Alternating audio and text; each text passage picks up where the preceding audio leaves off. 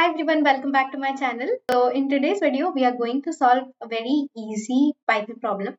So the problem is like you just need to find the value of a. You're given this piece of code and you have four options: 2, 0, 7 and 4. So let's just break the code down step by step. So you can also pause the video here and you can just try this question on your own and you can just find the expected value of a. So let's solve this question step by step over here. So you have two variables over here on which the values have been assigned. Variable a, variable 1 is a is equals to 4 and the variable 2 is b is equals to minus 5. Now you have if condition that if a is greater than 0. So it actually qualifies this condition because 4 is greater than 0. So it qualifies this condition. It just moves on to the nested if else block over here.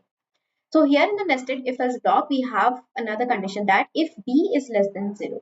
So yeah, here b, which is minus 5, is less than 0. It again actually meets this condition and it just moves on to this.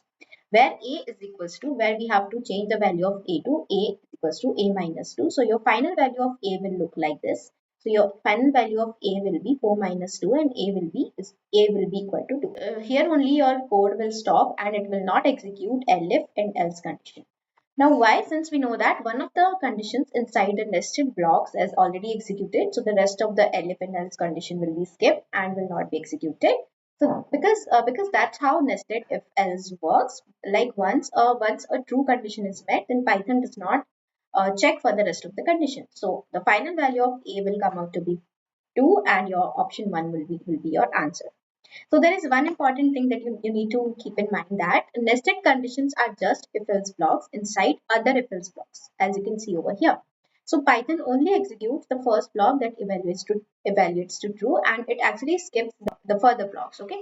The next blocks that it follows, it actually skips all of them. So yeah, that's all I just wanted to share in this video with you guys. So if you found this video helpful, please hit the like button and subscribe to my channel for more such Python and SQL questions. And also you can just let me know if you want more complex Python questions so that I'll make some upcoming videos on those questions as well. Thank you for watching. See you soon. Bye bye.